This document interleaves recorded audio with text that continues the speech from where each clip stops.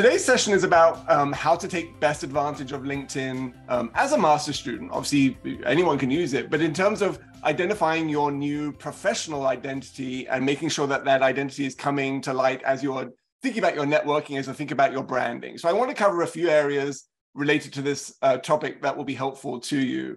So what I want to cover today is very much sort of walking through the different categories or different sections of your LinkedIn profile to see how you can leverage those to make sure that you are making a strong impression on the people around you, your growing network of contacts, both professional and academic. And so these are, these sections I have on the left are really part of how you'll be going through your LinkedIn profile. If you spend a lot of time updating it already, some of the stuff you will have done. If you are sort of just beginning the process of getting your LinkedIn profile up and running, then a lot of this stuff may be helpful to you as you are thinking about what that looks like. Ultimately, the whole purpose of this is to make sure that you, as I said, are evolving your identity, your brand, so that it's taking into consideration the graduate version of yourself, right? So many of you are coming straight from undergraduate. Some of you are coming back from professional roles that you may have, and that you're getting the master's degree to add value to that. So your brand and your LinkedIn profile want to be able to reflect those versions of you, so that you're always marketing the strongest aspect of you, your professional identity, with your graduate level experiences on top of that. It's going to be the sort of the best fit for the things that you're doing. Now, I do spend a lot of time on LinkedIn. So, as I'm poodling around, I do see, categories or descriptions that people put in there. And these are just examples of what we're sort of trying to move away from as we are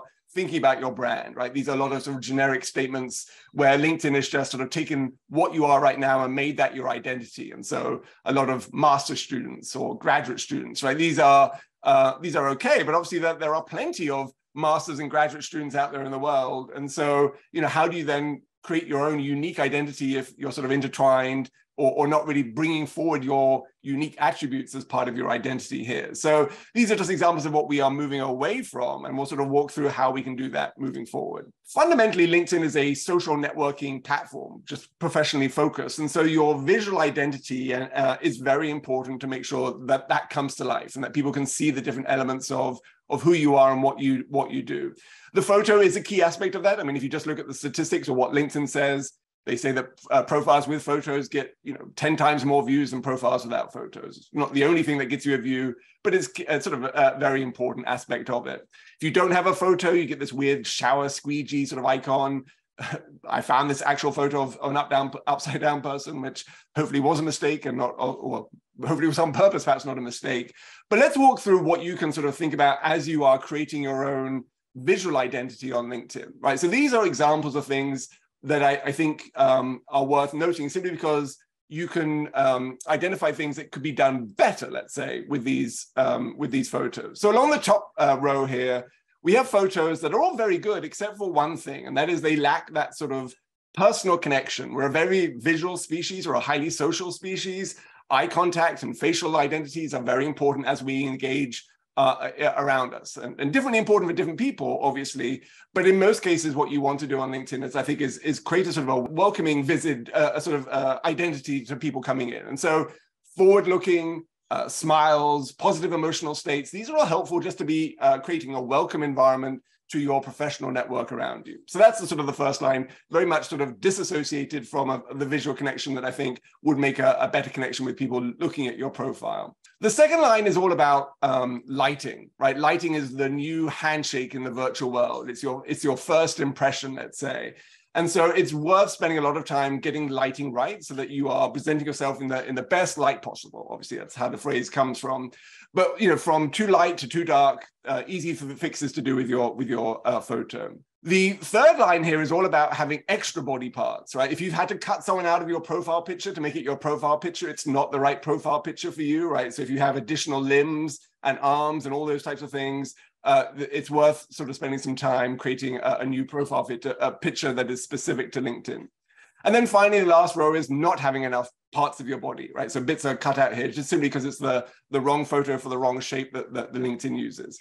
All of these things are fairly easy to fix, and you don't actually need a professional photographer to get you a professional photo. You just need someone with a phone, with a blur background function, and about 30 minutes of your time where you're going to feel like you're looking like an idiot because you're standing out there smiling at a camera and feeling weird. But one of those pictures that you're taking in that 30-minute session will be good, and it will look like this, right? And this is sort of how I would recommend your professional identity on your photos coming to life in LinkedIn. These are welcoming, these are positive affection states or positive emotional states. There's a nice background. I like a green background. It's very calming in general cases. So if you can aim for this, and as I said, it may take some time to go through a whole bunch of photos that don't look like this before you get to one that does. This is sort of the identity that I think is helpful for you as you're thinking about your next professional step, right? So the goal with your photo to a certain extent is to look like the job that you want, not like the student that you are, right? So you dress for the job that you want, not you dress for the job that you have. So you're already sort of thinking about your future industries, whether those are consulting or architecture or whatever that might look like. And you're saying, well, how can I represent the most professional version of myself for those roles that are out there? And these are sort of my examples that I would share along those ways. Now, my only exception to that professional identity is if you have a chicken. I have a PhD in animal behavior. I study chickens. I'm amazed that one can look professional holding a chicken because they're very difficult to hold. So I give extreme extra points for these people for having profile pictures that involve chickens. You don't need a chicken. If you have a chicken and would like chickens to be part of your brand, then that's a good thing to have. The next thing to think about is your name, right? So your visual identity, your photo is key. Your name is also going to be a key element of that too. Now, what that means on LinkedIn is making sure that people get your name right? I can read a name and not be able to say it in any way, shape, or form that's the correct way of doing that. It's how I read the whole of the Lord of the Rings, right? I didn't actually know how to say any of the names. I just visualized them. But you want people to be able to not only see your name, but say your name. LinkedIn is a great resource for this because you can record your name and have that be part of your profile. Now, for some reason, the only way that you can do this right now is to get the LinkedIn app on your phone and then edit your profile on your phone, where you'll see that there's this audio recording section here where you can record your own name in your own voice in the way that you would like people to say it and the right way for people to say it. And then when you record that, it becomes a part of your LinkedIn profile. Again, you record it on the app, but it's part of your, the profile that exists for everyone to see. And then you get this speaker icon here and you click on it and then people can hear your voice. I find this so amazingly helpful. It makes me feel confident when I'm meeting someone new that I can get their name right, especially if I have to call them out of a waiting room and I can't just sort of ask immediately someone to have them give me their name up ahead of time. This makes me feel a lot more confident, especially for interviewing, right? If I have a candidate coming in for a role and I can get their name right, it's going to make them feel good. It's going to make them feel good about being there. So really worth investing some time in making sure that this is a part of your profile. So I highly recommend it. Even if you think your name is easy, other people may have a hard time with that. So if we can make this sort of a consistent aspect of what we do as part of our branding, then I think that's going to be helpful. Pronouns are now part of the LinkedIn platform, so you don't have to add them at the end of your name. So Barber with my pronouns on, they have their own separate section. So again, when you go to update your profile on LinkedIn, you can do this on the app or on the desktop, you'll see that your pronouns are there and you can get to choose from those. And those become a separate part of your title page. So you have your name and your speaker, your sort of pronunciation and your pronouns. So easy thing to do there. And then one last easy thing before we jump into more of the content of your profile is your URL, right? This is the thing that you can share. You could share it on your resume, you could put it on a business card in the future. There's lots of things that you can do with it. My one is Joseph Barber, PhD. Why? Well, because I have a PhD and a PhD has been extremely valuable to me for every role that I've had, but also because Joseph Barber, the singular entity was already taken on LinkedIn. So I had to adapt that. So Joseph Barber PhD is my brand, right? And it's very helpful for people to know that I have the PhD when I'm applying for that. So that's one aspect of how I've seen it.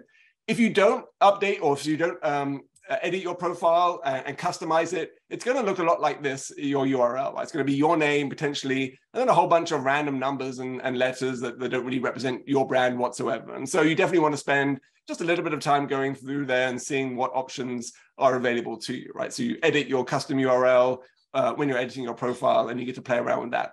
You can change it, right? So you're not locked into it forever. If it's free, you can take it. It's worth sort of spending a little bit of time doing that. As I said, just to make it look nice and clean, especially if you are sharing it on a resume and things like that. Then we have the broader picture of, these are sort of your immediate identity elements. And then we have, who are you type questions related to your profile, right? And the first thing that people are going to see, other than your face and your name, is going to be your headline. This is where you've sort of summarized what it is that you want people to know about you. Now, this was an older version of mine. I took a screenshot a while back. and I had included my job title, Senior Associate Director. And yeah, I never really liked it because Senior Associate Director doesn't really mean much, right? It means something to me because it's what I'm called, it's what I applied for, but it doesn't necessarily mean the same thing to other people. It's like, well, what does that actually mean? So, the job title is also something that changes, right? I actually have a different job title now. So your job title changes, but some of the core characteristics that you have don't change, right? You keep those with you all the time. And so thinking about more thematic aspects of your character, of your identity, of your professional identity are going to be important to sort of give you some stickiness as people think about your profile and think about who you are. As I said right at the beginning, these are sort of common headlines for graduate students at Penn. If you haven't sort of invested some time in thinking about what your brand actually is or your professional identity is, none of these are really going to jump out at anyone, right? So graduate student, could it be a master's, could it be a PhD, doesn't really know any discipline, right? By itself, it's not going to be something that people stop and go, oh, I wonder what this person is. A second year graduate student, right? It's no better than a first year and no worse than a third year. It's just a point in time. So the temporal element doesn't need to necessarily be part of that as well. So there's nothing wrong with these by any means, right? But there's an opportunity to sort of grow how you want to be seen and how you want people to think about you, because that's what you're doing here, is you're inserting your brand into their sort of consciousness. So here are examples, again, from graduate students at Penn that take a slightly different approach, right? That are more content focused, more character focused, more skills focused, more competencies focused, that might get people interested in it, right? So being a project director at Penn Biotech Group is something that this person does in addition to being a master's student at the same time, right? And so each of these just gives you an example, I think, of different ways that you can think about who you are and who you want to be seen as. The goal is not to come up with the craziest or the most innovative approach, right? The goal is to be very structured about how you want people to see you. And it may take some time for you to get to the point where you're comfortable with this, but the good news is you can also change it over time, right? And adapt it. So, I did get rid of the job title from mine. I focused on, elements that not only I know that I want people to know, but people have told me about myself in the work that I do. And so I'm just repeating those and making sure that other people can see those. The photo in the background, the book that I worked on, that's something that I wanted to make sure that people saw as well. The summary then is this is the about section on your LinkedIn profile. This is the bigger category where you're able to be more narrative about your experiences and what's important to you, right? And so this is, to a certain extent, what you want people to walk away with so that they understand your background and they understand how all of your different experiences and your education fit together. So the about section should leave people with answers to their questions before they even have those questions. And then they can look at your experience and see how all those things fit together nicely. There's no way for me to tell you what that about section should look like for you, because you all have very unique research backgrounds, unique research goals. But I want to sort of give you sort of some general guidelines first, and then illustrate from actual examples what other people have been doing with that. These are my general sort of recommendations for that about section. I would always be in the first person, right? Sometimes you see people in the third person. Joseph Barber is an animal behaviorist who does this, right? And the challenge there is that no one knows who the narrator is, right? In this sort of story, you want to be the narrator. This wants to be your story. So a first person approach is a much more engaging way. It's like you're introducing yourself to someone in real time. You'd never introduce yourself to someone in real time in the third person. You also want to make sure that you know what the conclusions are that you want people to walk away with, right? Because if you're not entirely sure what you want people to know about you, they're probably not going to pick that up easily from reading your narrative, right? So give some thought to say, well, what do I really want people to know about me? What's key about my takeaways and my professional identity that I want them to know? And then write the summary with those things in mind. Don't write the summary first and then say to yourself, well, what do I want people to actually know about me? Do it the other way around. Think about who your ultimate audience is. Many of you have different career goals that are out there, but you probably have one that's most exciting to you, or one that's most, your biggest focus. Think about that as your primary audience, but don't exclude audiences that might just be interested in you as a professional, even if they, it's not where you want to work, or if they don't have a job for you. But knowing who your primary audience is allows you to create narratives and use words that are going to be meaningful primarily to that audience as well. So a little bit of forethought for that is going to be helpful. Don't make it sound too overly official, right? This is not a sort of a formal academic cover letter where you're writing to apply for graduate school and you have to be all formal about it. Use your own voice, find your own energy. And I think energy is key, because bullet points in a resume are not energizing, they're just skills. But this is a narrative where you get to use emotionally resonant words about how enthusiastic you are or how much you enjoy something. And that's going to bring an energy that's going to be helpful for the reader to sort of want to read more and to feel energized by you. And then anything you say in that summary and that about section wants to be echoed by things that come to life in the rest of the profile. Publications that you're sharing, resources that you're sharing, experiences and skills that you're highlighting in those different sections. So that way it's all connected and people can see that. The brand is something that things that you tell people, this is me, right? And you want them to know that. It's things that you can show people, look what I've been able to accomplish, that's part of your brand. It's also things that other people say about you when you're not in the room. And that's probably an even more important part of your brand if people can advocate for you by saying, hey, this is a person who can do this and this, right? People are going to believe that person more than they believe you, because obviously you want people to know that you're the best at doing something or really good at doing something. But if someone else can say that for you, it becomes more believable. And that's a key part of branding, is to make sure people are saying these things about you, saying the things that you're saying about you, but in their own words. Now, a good example of this is actually Maren Wood here. Maren is the CEO of our two platforms that we talk about a lot. The one most relevant for you is Beyond Graduate School, specifically for master students going through this process. This screenshot was from before she actually released Beyond Graduate School. So she focuses here on PhDs, but now she has the master's platform. In her headline, she has all these great keywords here. In her about section, she says, I'm passionate, funny, encouraging, but down to earth, committed to fairness and equality. These are what she's saying about herself. But how do we know that these things are true, right? So if someone says, oh, yes, I'm very funny, that sometimes doesn't mean that they are actually funny. They think they're funny, but they're not. Well, what is funny, right? It's challenging. But the idea is, how can we know that these things are believable? For Maren, if I go to her recommendations, which is another section on LinkedIn, here she has 12, she has 17 now. I can look at what people say about Maren, right? I could write a recommendation for Maren. Maren could request one from me, right? In the same way that you can do this as well. So if I pull out some of these recommendations that people have given, I can see these things come to life. I can see that someone says that she had supported but honest feedback. So she's encouraging, but she's down to earth. She's enthusiastic. She provided enthusiastic support, helped me have the confidence. Again, empowering, encouraging. They also mentioned strategic. So all of these keywords, I can see them in the recommendations, and they then resonate with what Maren says about herself. Even this last one, Maren is a ton of fun to work with, right? It's so much more convincing to someone that someone else says that you're funny rather than you saying you are funny just for, by yourself. And so all of these things then connect back to Maren's identity and her brand. And it becomes a very solid circle where everything's feeding back into itself. And it's very convincing that she has these experiences. And so this is the type of thing that you want to be doing as well, right? You want to be generating not these recommendations, but your own set of recommenders, people above you, people at your level, people below you, who can speak to your skills. And sometimes you can ask them directly, could you write me a recommendation on LinkedIn that highlights this? Or I really enjoyed working with you on this project. Could you talk a little bit about that as a recommendation on LinkedIn? I'd appreciate it.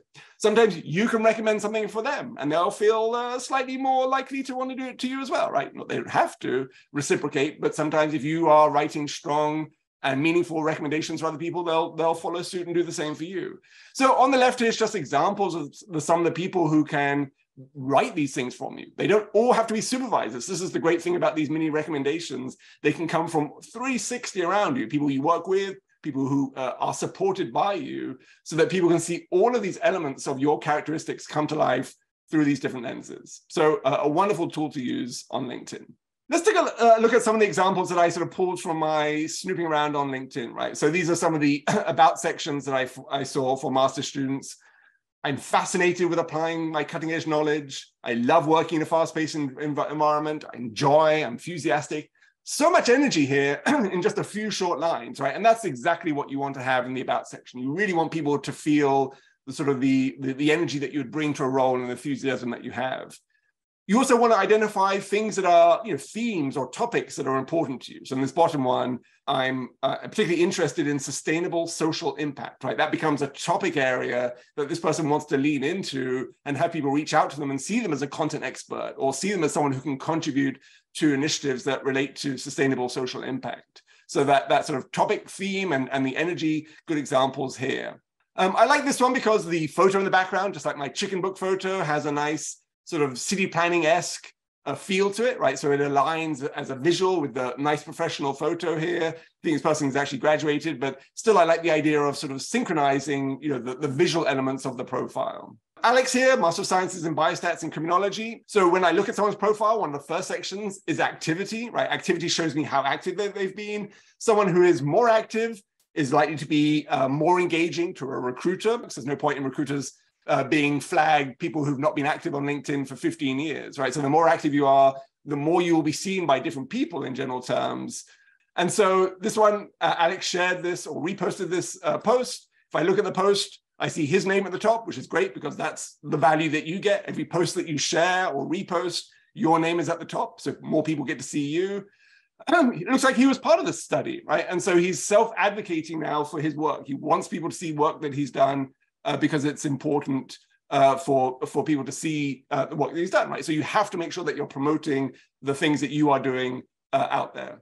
For this one, the about section is very nice because it offers sort of some inside thinking or inside perspectives of how this person is thinking or what they see about themselves, right? So most things on a resume are external skills that you're demonstrating. I have the skill, I'm using it. It doesn't really give you a lot of insight into what someone is thinking or how they approach their work.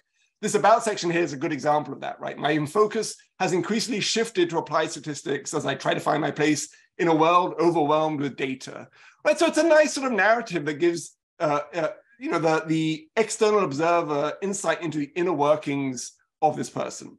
Now, they've also highlighted a project that they're working that is data specific that gives the reader the opportunity to see their work in action, rather than just saying, here's what I've done and here's what it looks like. It's an example to show people the work in action, right? And that's going to be a really nice way of using the sort of the multimedia approach on LinkedIn, be able to take people to data or competitions or papers so that they can see those things in different ways, videos even, right? You can get all these things that are out there, but sharing and featuring these articles and videos and resources is a really valuable thing to do.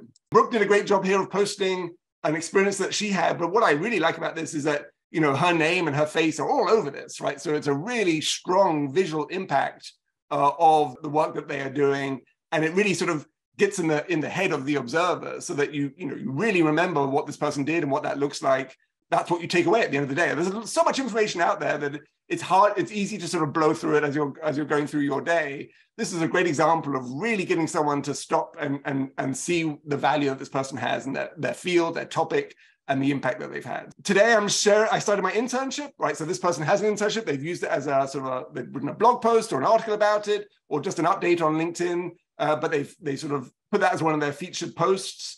That's a really nice thing to do as well. You want to make sure that you're real-time sharing the things that are going on so that people can participate in those experiences with you and be able to contribute in different ways. Maybe they have suggestions. Maybe they see that you started as an intern and they say, oh, I know someone at that firm, you should connect with them, right? So you can only do that if you're sort of doing this in real time. You don't have to do it, right? You don't have to be extremely active, but these signature moments in time, like starting an internship, might be worth investing some time in. This student shared their GitHub portfolio so people can see their data in action, much like the sports example that I gave before. This is what you want to do. You can't really do this in the same way in an interview or even on your resume. You can have a link to it, but people can see it and spend some time engaging with it in this setting. This person shared their resume. Now, in many cases, if you are sort of firmly focused on a certain type of role where your resume can be somewhat generalized, it's probably okay to have a resume.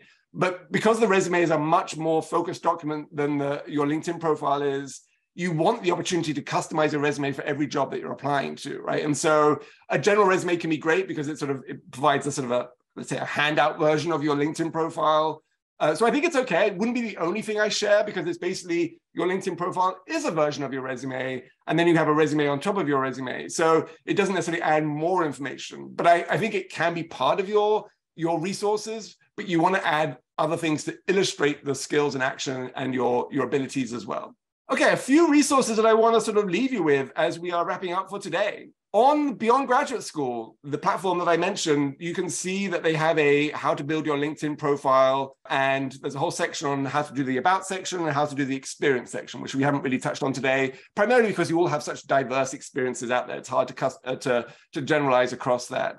The link to Beyond Graduate School, again, is in the chat for you to see there. Do spend some time looking at that. It's going to go into slightly more detail than I've been able to do today in our quick run through this session. LinkedIn, you have access to LinkedIn Learning. And on LinkedIn Learning, you can learn how to make a good LinkedIn profile. It's a little bit meta there, but don't forget that as a student, you have free access to LinkedIn Learning that you wouldn't have or you won't have when you graduate. So go to your profile, LinkedIn, and look all the way to the right. You'll see a button over there that says LinkedIn Learning, or a drop-down button that you'll be able to access LinkedIn Learning. Then just search for these great resources that are out there. And then I haven't touched on today what to actually do with LinkedIn when it comes to actually building a network and growing a network. I do have a video out there already that you can leverage right now that will sort of take you through what to do in terms of growing your network. But it's a great thing to do to focus on what your brand identity is first and use that as a foundation for iterating over time before you sort of engage in too much networking, because obviously the more that you're reaching out, the more people are looking back at your profile to see who's reaching out to them. So you want to make sure that that resonates nicely with the identity that you want to have. These are my 10 next steps for you as we wrap up. The ones I bolded, I think or highlighted are the ones I would recommend doing more of, recommending people around you, right? Writing those recommendations, making sure you're asking for those strategically. You won't necessarily get them if you don't ask for them, and it's okay to ask. Share content in real time that is meaningful to you about projects that you're working on, internships that you're doing. And then make sure you promote that work, right? Again, you are your best promoter. No one's going to do a better job at promoting your work than you are, but they can certainly contribute to that process.